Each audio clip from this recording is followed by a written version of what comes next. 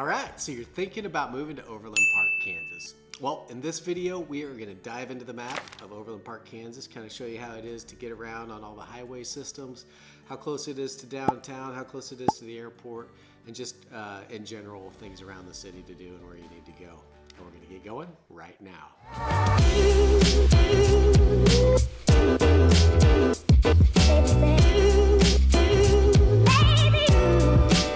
Hey, if this is your first time tuning into the channel and you want to know everything there is about living in Kansas City, Missouri, Kansas City, Kansas, and the surrounding areas like Overland Park, Kansas, then click subscribe, hit the little bell for notifications so you can be the first to know of the current market here in the Kansas City area. My name's Zach. My partner Max Jones, the team, and I have been helping people move to Kansas City for over 20 years. We get calls, texts, and emails from people just like you every single day, and we absolutely love it. So whether you're moving in 3 days or 3 months, pick up the phone and give us a call, shoot us a text, drop us an email, or schedule a Zoom call so we can help you with a smooth move to Kansas City. All right, so like I said, we're here at Overland Park today, and let's dive in a little bit. We're gonna look at this map. All right, so let's dive in a little bit and look at the map here. As you can see with my mouse, I've outlined Overland Park. Scroll down a little bit just to kind of show you. So Overland Park is located kind of southwest directly at Kansas City, and it's a straight shot down I-35 here. I'm gonna zoom out a little bit further so you can see the city as a whole, and I kind of want to get into that first. So if this is your first time kind of looking into moving towards Kansas City, so as you can see, this lighter area is greater Kansas City metro area. Kansas City, if you're not familiar, there is a Kansas City, Kansas, and there is a Kansas City, Missouri. So that's something very important that you need to know coming in, just so you kind of sound like you know what you're looking at.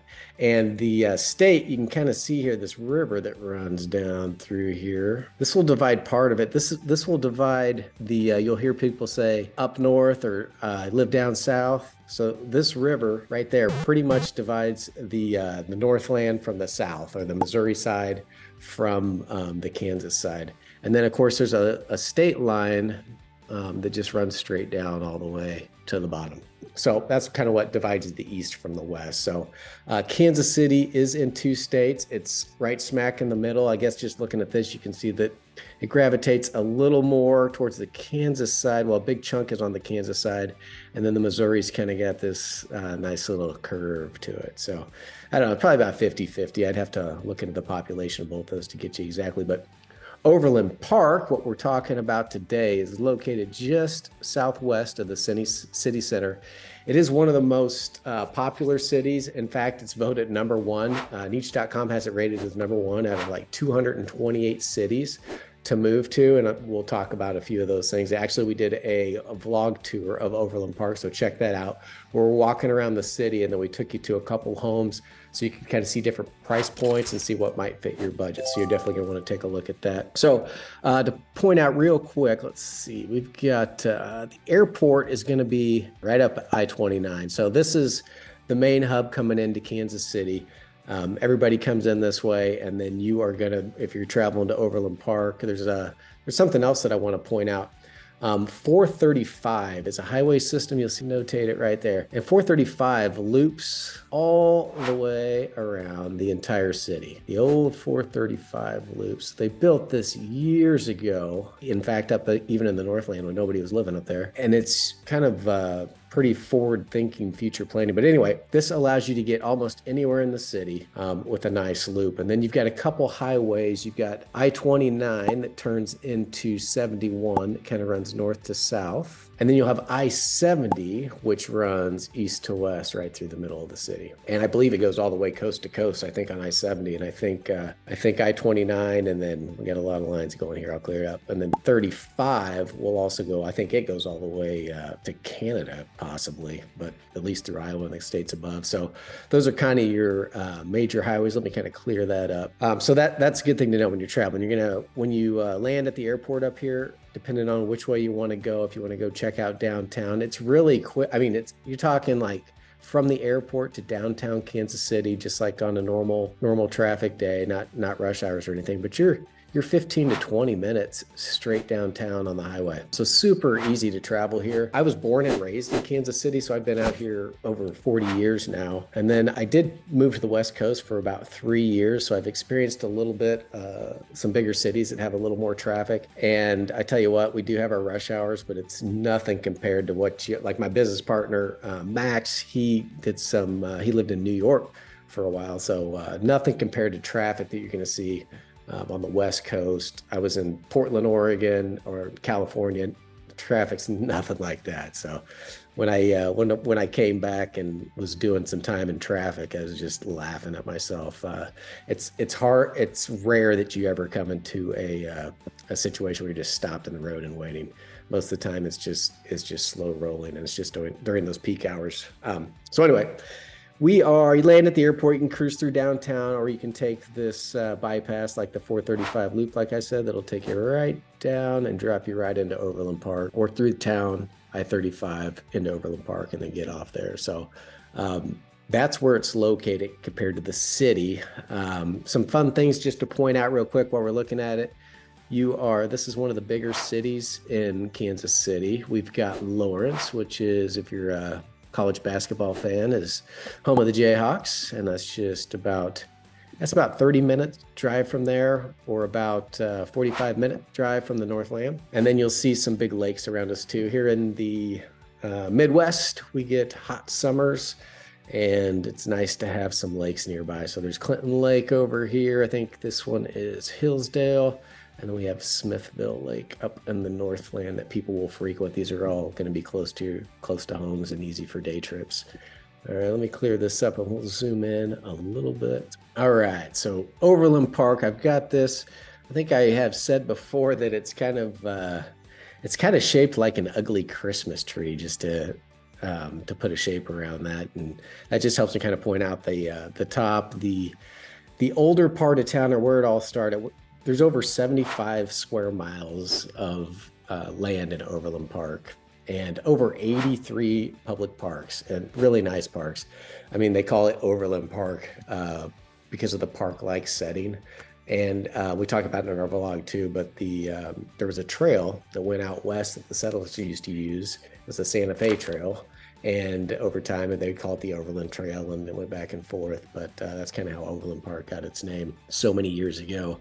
But up here, like most things, closer to the city is where things have tended to start. And then as you start to go south away from the city, you'll find newer developments and newer construction, and that's kind of how the city's laid out. Sure, there's pockets of new stuff all over, but in a nutshell, that's kind of how it's laid out. So one of the spots we ended up on our vlog tour, I'm gonna kind of zoom in here real quick, was right here. All right, this is in the north side of the Christmas tree.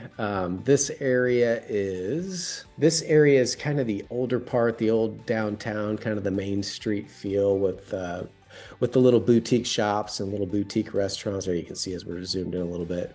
Buffalo Pizza Company. I'm a big fan of pizza, but of course, if you're coming to Kansas City, you've got to hit some barbecue out here. That's kind of what we're known for. So there's going to be plenty of barbecue. In fact, a couple of my personal favorite barbecue joints here in Kansas City are located right here in Overland Park. But you can see lots of shopping. This is all, walk around foot traffic, little shops, little boutiques, bars, restaurants, very diverse culturally. There's, as you can see right here, we've got some Ethiopian food.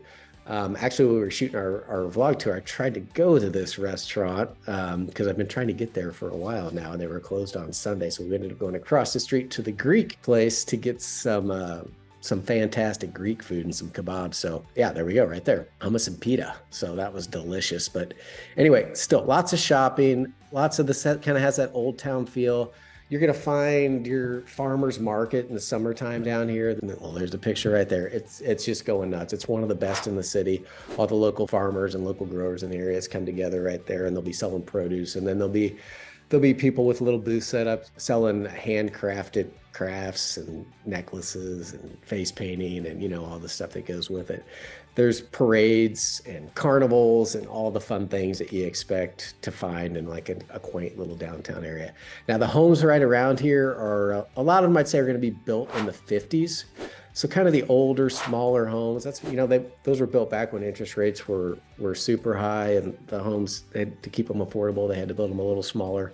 So you'll find a lot of that here. And then as you start to work your way south, the homes will naturally just start to get a little bit bigger, a little bit newer, obviously. And on our vlog tour, we stopped by some homes that were built in the 80s. We did some new construction, and that's where you're going to find some of that. All right. So as I was saying, as you move further south, the homes tend to get a little bit bigger and a little more square footage and a little newer as we go south and approach that 435. And then beyond that, the houses just continue to go up and up. And that's just kind of as things grow away or sprawl away from downtown.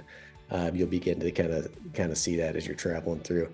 69 Highway was put in to kind of be a straight shot to get you south, and it's right through the middle of Overland Park, or OP as the locals say. And that goes right down the middle, and it's a pretty sizable highway. Kind of shoot you up, shoot you down, and you can get on 35 and head right into downtown, or take 435 over here to the west and head up kind of avoiding downtown to head up towards the airport if you want to get north. So those are kind of your main spots through there. So we do have a mall for you indoor shoppers. Oak Park Mall right here is a big indoor mall. And let me see, I might zoom in on that real quick just to show you. I'm not much of a mall guy, to be honest. Not much of a shopper, but they've got everything you could think. Nordstrom's, I think they have the Rack, TJ Maxx, JC Penney's, Dillard's, Hobby Lobby, all your anything you could want in your mall for some nice indoor shopping. I mean, it does get super cold here in the winter, and it does get super hot in the summer. So indoor shopping can be very nice at times. But let me take you down to Town Center, which is another big shopping area, full of restaurants, full of hotels. If you're going out and you want to get a nice seafood dinner, kind of from a nice big steakhouse, then you're going to head down towards Town Center. And we have got everything down here. Let's see. All right, here's Trader Joe's. So right down the street, we've just got, I'm going to keep zooming in here. We've got the Cheesecake Factory. We've got your Whole Foods grocers. There's going to be a couple Whole Foods scattered out throughout the county, but definitely for everybody that's really conscious on all the health stuff and kind of the quality foods, you're going to have access to that really anywhere in Kansas City. You've got your medical hospitals. They're one of the biggest employers in the county, is the medical system. So some of the bigger employers are T-Mobile. They come in right at 6,000 employees. And then next we have the Shawnee Mission School District, and then the Blue Valley School District. And that's going to be about 4,000 for Shawnee Mission and about 3,000 for Blue Valley. So the schools here, while we're talking about schools, everywhere in Overland Park is A+ schools with the Blue Valley school system. So great schools, education. That's usually families coming into town. That's the number one thing they ask about, is the schools. You can get on niche.com is where we pulled some of this information. It's got all those ratings, and greatschools.org, I believe, as well, is an awesome spot to look to kind of research that. But A+ schools across the board. If public schools aren't quite what you're looking for, we've got lots of private schools too that have 4 stars and 5-star ratings that are also phenomenal. So no shortage of education there. There's a community college. One of the big community colleges, Johnson County Community College, serves the whole area. That's a massive campus. They do a lot of great stuff there, and I think I may have even taken a class there back in the day. But anyway, back to Town Center.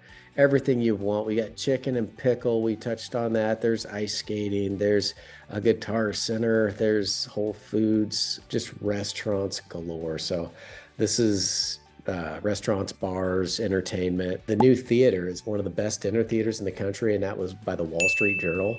So if you're looking for some upper echelon entertainment and a nice meal, that's a good place to catch a live performance and a great newer venue. There's also Top Golf. I think most people are familiar with that.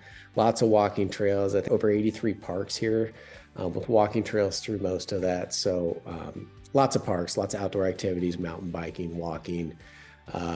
There's kayaking in the lakes and canoeing and boating and all that's fun stuff. So see, we got a Costco right there.